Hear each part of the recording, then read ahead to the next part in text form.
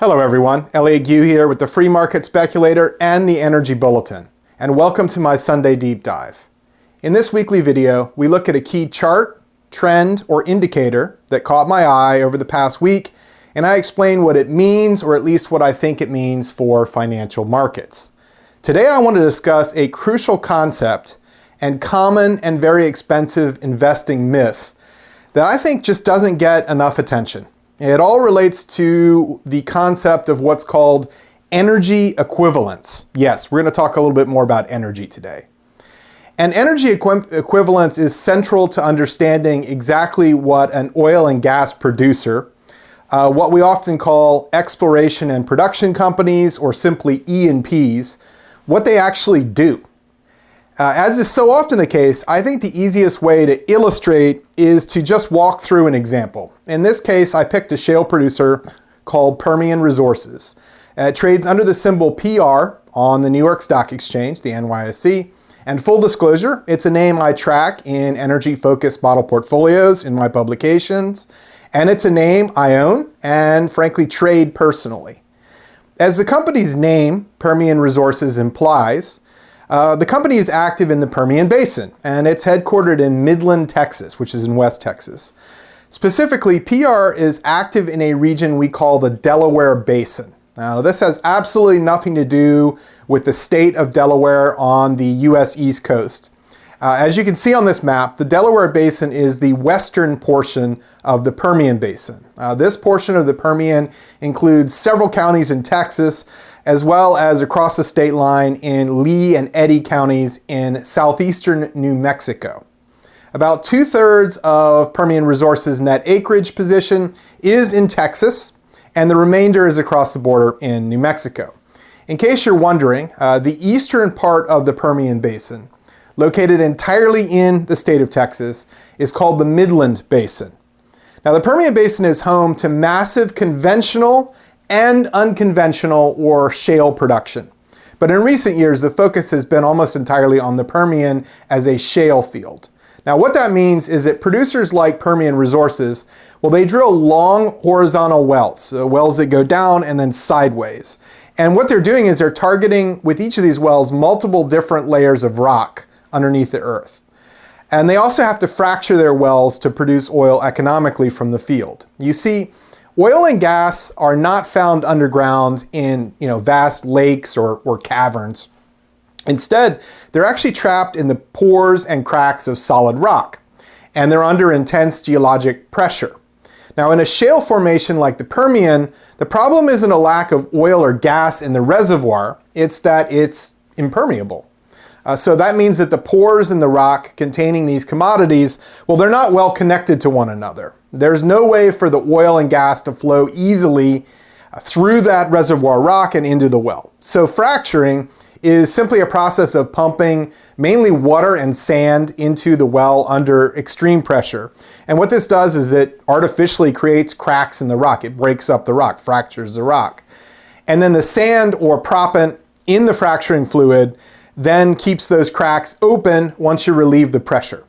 So this technology is what allows oil and natural gas to flow through a shale formation and into a producing well. Now, the key thing to understand is that most Permian producers, well, they target crude oil. However, wells in the region, whether it's the Delaware or the Midland Basin, they produce a mix of different commodities centered on three main categories. So there's crude oil, right? There's natural gas, and there are natural gas liquids, or what we call NGLs. I'll talk a little bit more about them in a minute. All of these commodities are called hydrocarbons because they're all comprised of molecules made of carbon and hydrogen atoms, hydrocarbon. So this slide is part of a production and cash flow model I created for Permian Resources in Q2 2026. This is based on the company's latest quarterly results, which were released just a few weeks ago on August 5th. Specifically, this shows what PR actually produced in Q2 2026. Now, starting with the top line, PR produced just under 553 million cubic feet of natural gas per day. Now, in the energy business, by convention, we use the Roman numeral M to denote 1,000. So MM actually means 1,000 times 1,000, which is a million. Don't know why we do that, but that is the convention. So natural gas is actually just methane. So it consists of a single carbon atom bonded to 4 hydrogen atoms. So the chemical symbol would be CH4. Now look back at this table here, and you'll notice the second column there titled oil equivalents, and it's labeled thousands of barrels of oil equivalent per day, MBOE per day. Because PR mainly targets oil, it reports production in terms of barrels of oil equivalent, or BOEs, rather than millions of cubic feet of gas equivalent.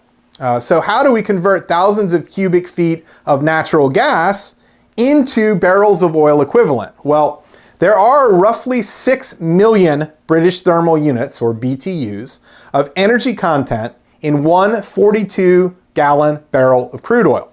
Now a BTU, by the way, formally, is the amount of energy required to raise the temperature of 1 pound of liquid water by 1 degree Fahrenheit. Now, I can sense many of my European and Asian viewers are probably scratching their heads, looking a bit puzzled by that explanation. So let's just say that 1 British thermal unit, well, it's roughly the amount of heat energy released by burning an ordinary, kitchen match from tip to end. I think there are actually closer to 5.8 million BTUs of energy in a barrel of WTI crude oil, but we use 6 million BTUs by convention. Now, also by convention, 1,000 cubic feet of natural gas contains about 1 million BTUs of energy. In fact, natural gas futures here in the US are priced in terms of dollars per million BTUs, and that's generally assumed to be equivalent to 1,000 cubic feet of natural gas. So that means that there are about 6 million BTUs of energy in 6,000 cubic feet of natural gas. And 6,000 cubic feet of natural gas contains about the same amount of energy, 6 million BTUs, as 1 barrel of oil. So we convert Permian Resources' 552.9 million cubic feet per day of gas production in Q2 into 92,100 barrels of oil equivalent production per day, 92.1 MBOE. Do you see how that works? Now look at the second row here. PR's natural gas liquids, or NGLs, production in Q2 2026 was 86,200 barrels a day. Natural gas liquids are also hydrocarbons, and they include ethane, propane, butane. Now ethane is 2 carbon atoms bonded to 6 hydrogen atoms, C2H6. Propane, and yep, that's the same propane you probably have outside in a 20-pound canister attached to your grill, or maybe a 1-pound canister sitting in a box next to your camping gear. That's 3 carbon atoms bonded to 8 hydrogen atoms, so C3H8. Then butane and isobutane. They're both C4H10, 4 carbon atoms bonded to 10 hydrogen atoms, but a little different on the molecule shape, as you can see on my slide here, and a little different use, which I'll talk about a little later on. To further complicate the term NGLs, well, these natural gas liquids, they aren't actually liquids. Not all of them anyway. Ethane and propane are both gases at atmospheric pressure, though they can be liquefied under pressure, like in your propane tank, right? Butane is also a gas, but it can be liquefied under light pressure, like a butane lighter. C5 and C6 molecules made of 5 and 6 carbon atoms bonded to hydrogen atoms, well, those are actually known as pentanes and hexanes, respectively. Generally, anything from C5 to C8 molecules, so 5 carbon atoms up to 8 carbon atoms with hydrogen atoms bonded to them, any molecules like that are called natural gasoline or least condensate in the industry. These are actually liquids. Now, usually above that C8 level, that's where we move into what's actually called crude oil. However, there are differences in types of crude oil, and the shorter chains of carbon atoms, so fewer carbon atoms, that's going to be your ultralight and light crude oil. They're liquids that flow more like water, that ultralight crude oil. When you get up to really long chains of, say, 40, 50, or 60 plus carbon atoms, you're getting into heavy, very heavy oils, right? And at the higher end of that, you're looking at oil like what's produced in Venezuela's Orinoco Belt or the Canadian oil sands. So these crude oils are so viscous that they won't even flow naturally through a pipeline. But they can be blended with condensates, which, as I said, are those C5 to C8 molecules, right, to allow them to flow. Now, by convention, barrels of natural gas liquids, and these are converted to liquid barrels, right? These are converted to barrels of oil equivalent on a one-for-one basis. So, PR's 86.2 thousand barrels per day of NGLs production is also 86.2 thousand barrels per day of oil equivalent production. So finally, oil, as you can see here, PR actually produced 198,100 barrels of oil per day in Q2, and that's equal to 198.1 thousand barrels of oil equivalent per day. Finally, add up all those BOE figures on this table, and you'll see that Permian Resources produced in Q2 2026 376.4 thousand barrels of oil equivalent per day. Now, often you'll hear, see, or read headlines that a company produced, for example, 376.4 thousand BOE per day in the quarter, and plans to grow production by 3% in Q3. Now that can sound like oil, but it's really a combination of oil, natural gas, ethane, propane, butane, and condensate, all converted into barrels of oil equivalent, BOEs. Now, look at the final column of my table, the farthest to the right. This shows that of the 376,400 BOE per day of production for PR in Q2 2026, only a little over half, 52.6% to be exact, was actually oil. Almost a quarter was methane, natural gas, and the rest, about 22.9%, was those NGLs I mentioned. By extension, a BOE means different things to different companies. As you can see on this slide, in Q2 2026, this slide shows production for Diamondback Energy, a shale-focused producer, trades under the symbol FANG, F-A-N-G, like the snake. They produce out of the Midland Basin mainly.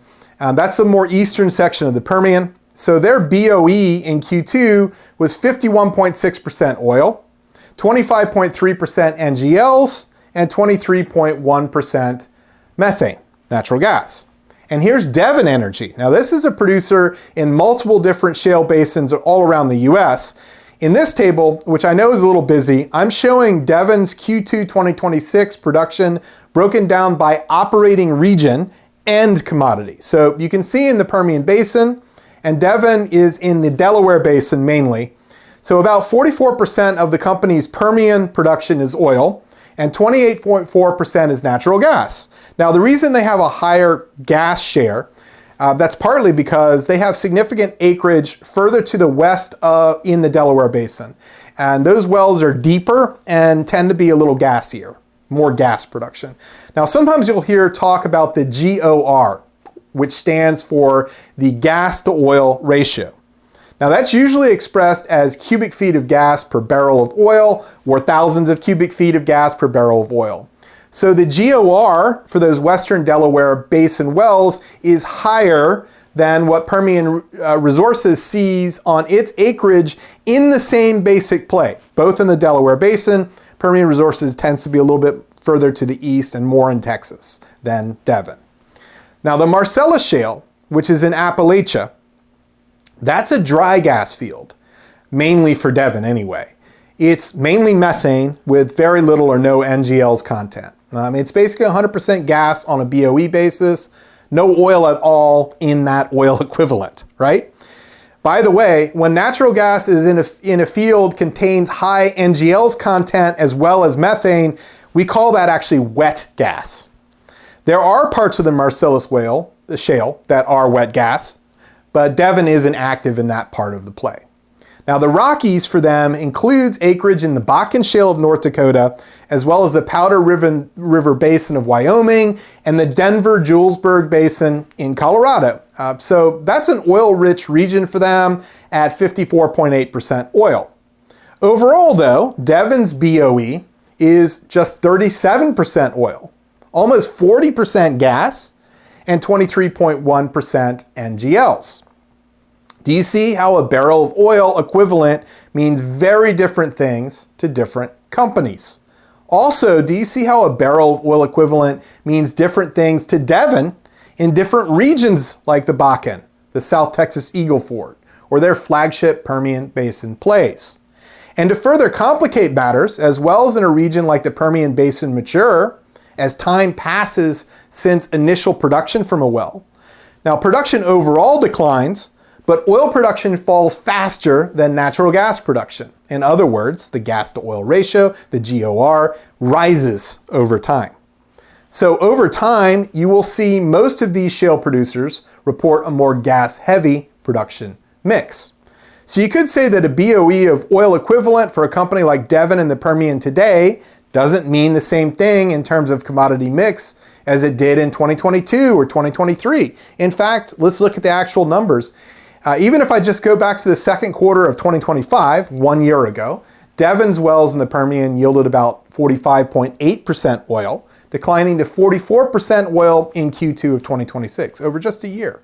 The GOR, or gas to oil ratio, rose from 3.61 thousand cubic feet per barrel to 3.87 1,000 cubic feet per barrel. Now at this point you might be wondering, if all these commodities represent energy and we can convert them all into barrels of oil equivalent, why does any of this matter?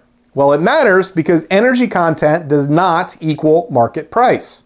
So let's go back to PR's Permian Resources Q2 2026 results.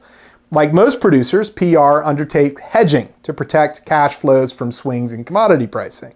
So they might use what are known as swaps, which lock in a specific price for oil or gas production in a particular quarter. Or they could buy put options to protect their downside, basically guaranteeing the company a minimum price for oil or gas volumes. There's also what's known as basis hedging. So for example, natural gas, and I'll talk about this more in a minute, in West Texas sells at a very different price than natural gas delivered to Henry Hub, located near the Louisiana Gulf Coast.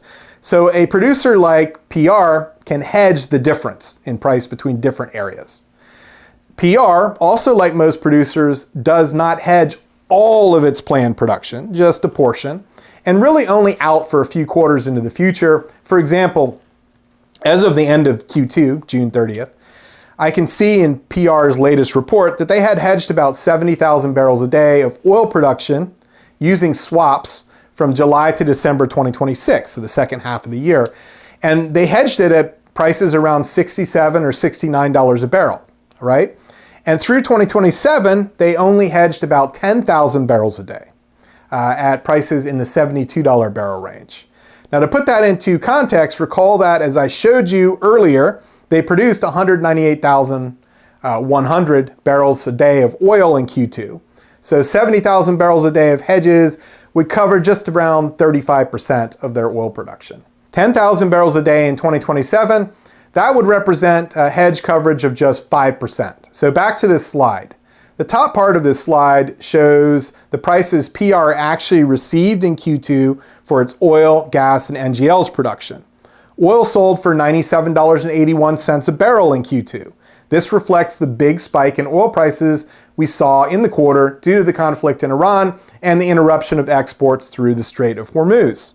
Meanwhile, a mixed barrel of NGLs sold for $23.38 a barrel. That's just under 24% of the value of a single barrel of oil in that same quarter. Put another way, barrels of NGL sold for about a 75% discount to barrels of actual oil in Q2 for PR. Now look at natural gas. On an unhedged basis, PR's realized natural gas prices were negative $2.40 per 1,000 cubic feet in Q2 2026.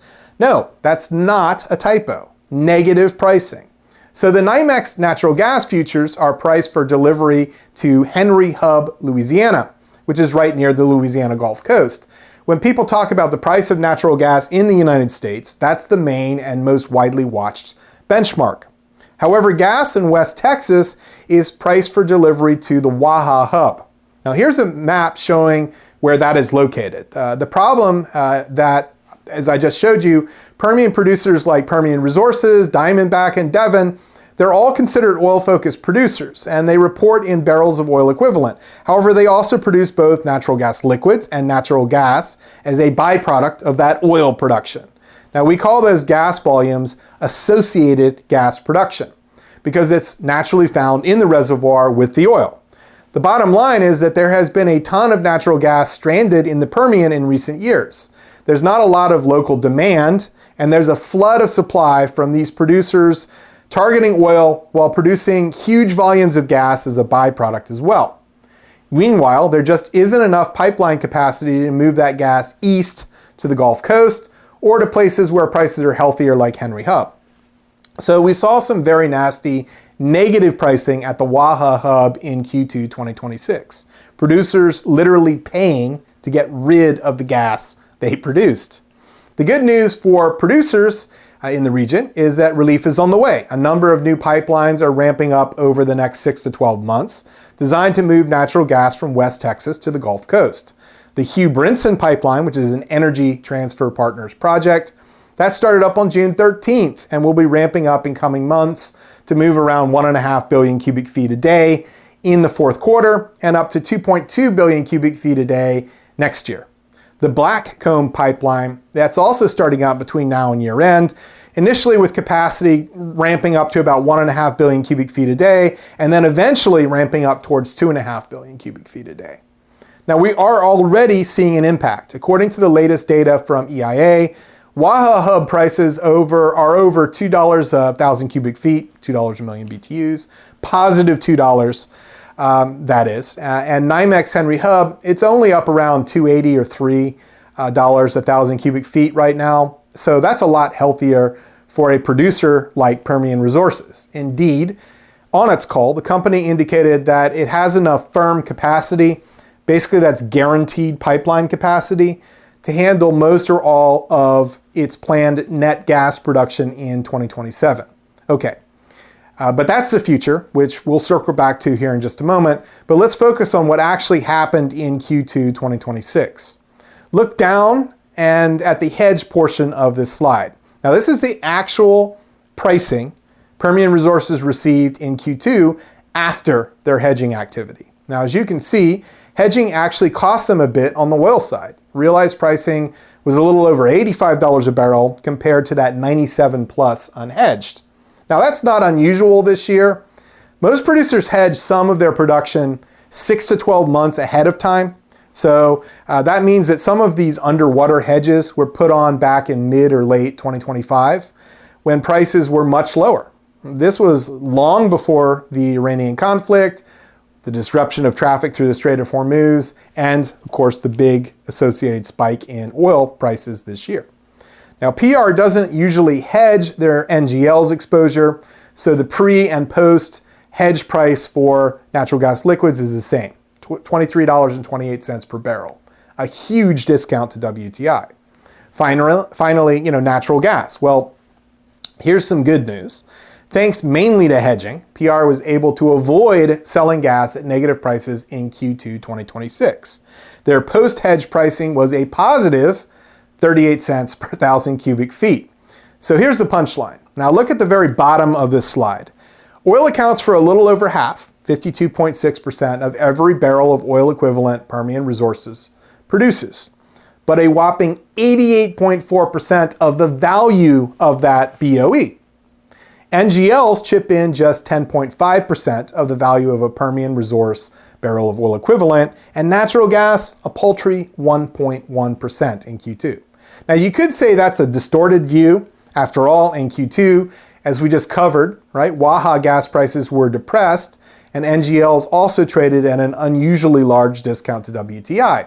However, look at this chart. The blue line here is West Texas Intermediate WTI crude oil, specifically front month WTI oil futures. The red line is NYMEX Henry Hub front month natural gas prices. Again, I'm using Henry Hub here, not Waha, so those pipeline constraints in West Texas aren't distorting the data. Except, rather than quoting natural gas in dollars per million BTUs, the conventional quote, I've converted it to dollars per barrel of oil equivalent, dollars per BOE. I use the exact same 6-to-1 convention I outlined earlier. Now this chart goes back 5 years to the summer of 2021, and as you can see, there has always been a huge gap in value. Even though 6,000 cubic feet of gas may have the same energy content as a barrel of oil, over the period covered by this chart, a BOE of natural gas has traded at an average price discount of over 70% to a barrel of WTI crude oil. Right now, that discount is even steeper, 80%. The reason, of course, is that natural gas and oil are not substitutes. You can't use them to do the exact same things. You can't make gasoline, jet fuel, or diesel out of natural gas. Nor can you use methane alone to synthesize heavy petrochemicals, lubricants, asphalt, or aromatic rings. These require heavier liquid hydrocarbon chains and NGL feedstocks like naphtha, ethane, and propane. And while crude oil is easy to store in simple atmospheric steel tanks, and you can transport it across oceans in standard crude oil tankers, natural gas requires high-pressure pipelines or multi-billion-dollar cryogenic liquefaction plants, LNG export facilities. Of course, you can burn natural gas in a power plant to generate electricity, and then you can use that electricity to charge an electric vehicle battery. But EVs still represent a relatively small slice of the active US vehicle fleet. And even if every single passenger car on American roads were 100% electrified tomorrow, a distant prospect at best, finished motor gasoline only accounts for about 43% of total US petroleum consumption. The remaining 57% of the barrel is consumed by applications that natural gas and battery power cannot easily displace. Heavy long-haul trucking, rail, and maritime shipping running on diesel and distillate fuels. That's 20% of demand in the US. Commercial aviation running on kerosene-based jet fuel, 8% of demand in the US. Industrial manufacturing, plastics, petrochemical feedstocks, and lubricants, 25% of American oil demand. And when you look outside the United States, that reality grows even starker. The US is actually an outlier, right? Globally, according to the International Energy Agency, the IEA, passenger vehicles, and that includes gasoline and diesel cars and SUVs and light trucks combined, that accounts for only about 25% of total worldwide oil demand. That's roughly 25 million barrels per day out of a 102 or 103 million barrel per day global oil market. Just 1 out of every 4 barrels consumed on Earth goes into a personal passenger car. Now look at the other major demand centers, right? In Europe, personal passenger cars represent barely 20% of total oil demand. And a big chunk of that fleet has historically run on diesel, not gasoline. The rest of Europe's barrel is consumed by heavy commercial trucking, heating, marine transport, and chemical plants. In China, gasoline makes up only about 22% of refined product demand.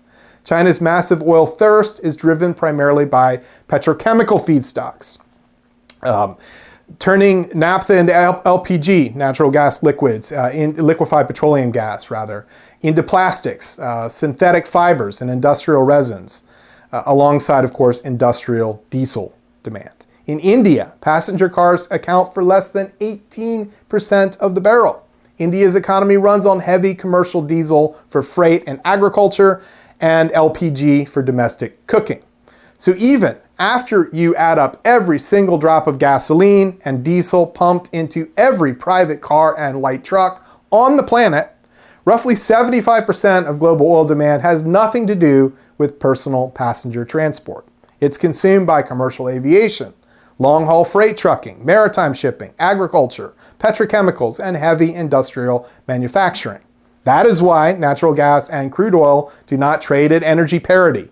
Natural gas is fundamentally a stationary heating and power generation fuel, while crude oil is the indispensable feedstock for dense, portable liquid fuels and the entire global petrochemical supply chain.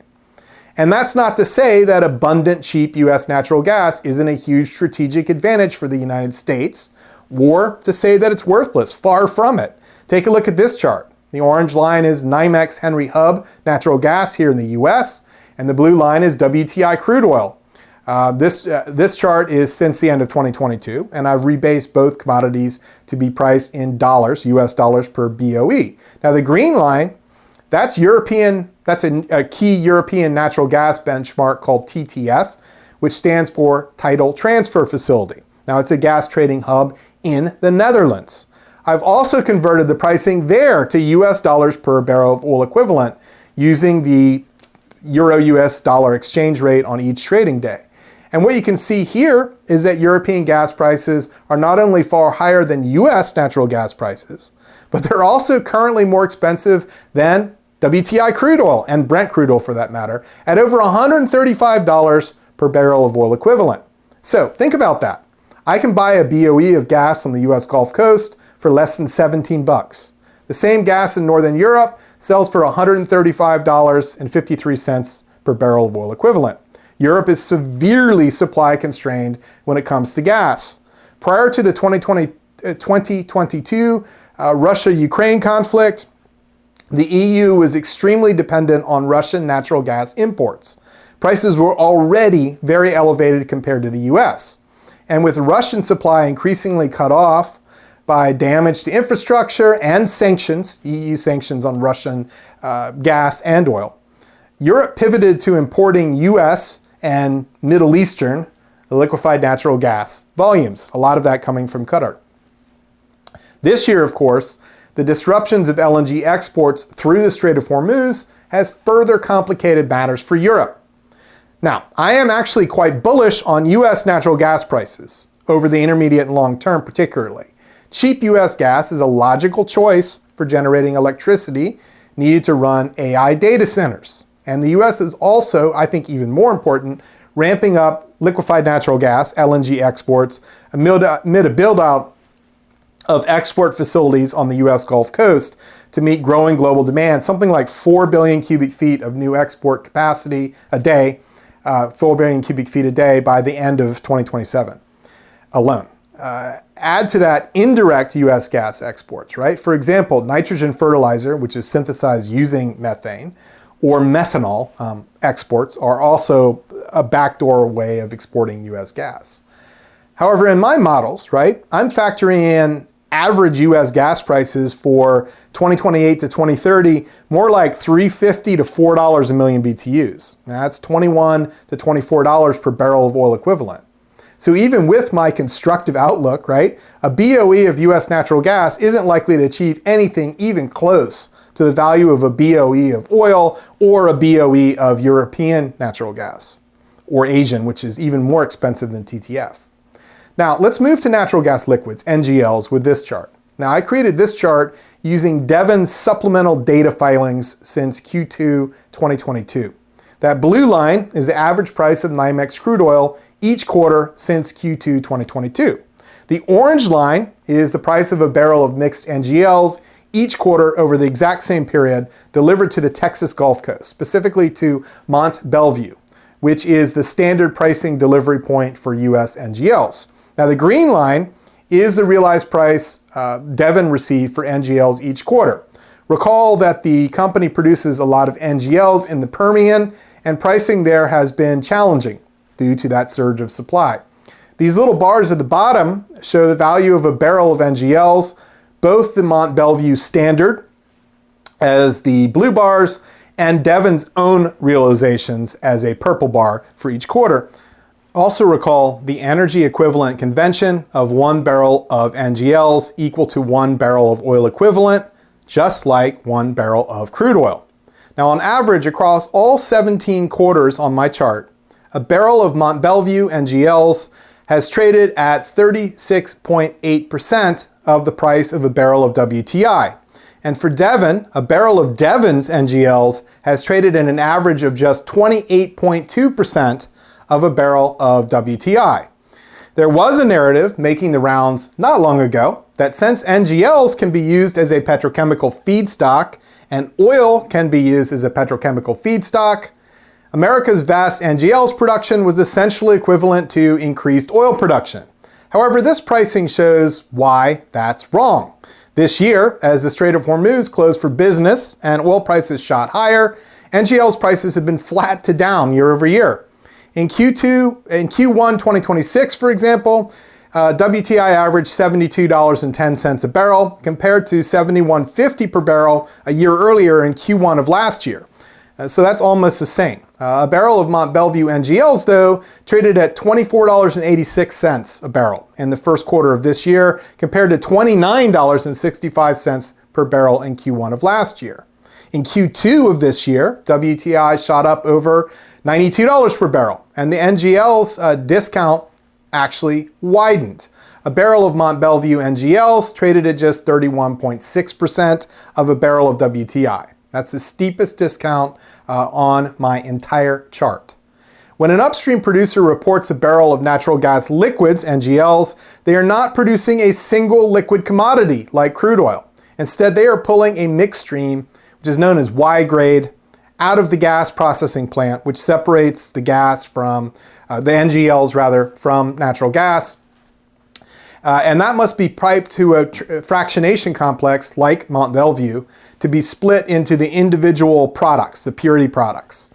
A standard composite Mont Belvieu barrel of NGLs breaks down approximately as follows. Ethane, the lightest NGL, existing as a gas at ambient conditions, as I talked about earlier. Propane, used for residential heating and petrochemical cracking. Normal butane, primarily blended into motor gasoline during the winter. Isobutane, used in refinery alkylation units to boost octane. Natural gasoline, that's pentanes plus C5 all the way up to C8, right? That's a heavy oil blend stock and an oil sands diluent, right? So it's mixed with really viscous oils so they can flow through a pipeline. So together, ethane and propane make up roughly 75% or 70 to 75% of an entire NGL barrel. And neither can function as a direct substitute for crude oil. Chemical incompatibility with transportation fuels.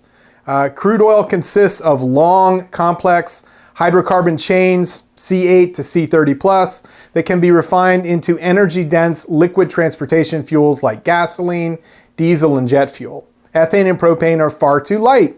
You cannot drop them into an atmospheric distillation tower or a standard vehicle tank to run cars, jet engines, or freight ships, marine shipping. Petrochemicals versus light liquid fuel demand. Now, ethane's primary industrial role is being fed into steam crackers to produce ethylene. Sometimes, in fact, when ethane prices are too low, we have what's called ethane rejection, which means that it's just left in the natural gas stream to be burned just like natural gas. But ethylene is the base building block for polyethylene, plastics, and packaging, right? Propane is similarly used to make propylene or burned locally for rural space heating, crop drying, and in your grill. They serve distinct chemical manufacturing and heating markets rather than the global liquid mobility fuels market, transportation fuels market. So let's talk about the physical state and logistics. Unlike crude oil, which is a stable liquid at ambient temperatures and atmospheric pressure, ethane and propane are gases at room temperature. They require pressurized pipes, pressurized bullet tanks, refrigerated cryogenic carriers to move and store, significantly limiting where and how they can be consumed. Because the bulk of an NGL barrel is tied to ethylene demand and seasonal heating rather than the massive liquid transportations market. Again, that's because 70, 75, 80% of an NGL's barrel is just ethane and propane. Those heavier NGLs are a small fraction of it. Natural gasoline is something like 8%. So NGLs structurally trade at a steep discount to crude, historically fetching only a tiny fraction of the price of WTI, usually somewhere in that 25 to 35% range. Thanks for listening. I hope you enjoyed this week's Sunday Deep Dive. We covered a lot of ground this week, and I hope I explained the critical difference between a barrel of oil equivalent and a barrel of actual oil. Let me know down in the comments section if you found this interesting, or if you want me to go ahead and build out the rest of this production model for Permian Resources in a future issue of Sunday Deep Dive. When we look at the cost side of the model, it does help explain what level of oil prices producers need to generate free cash flow and how they respond to changes in commodity prices.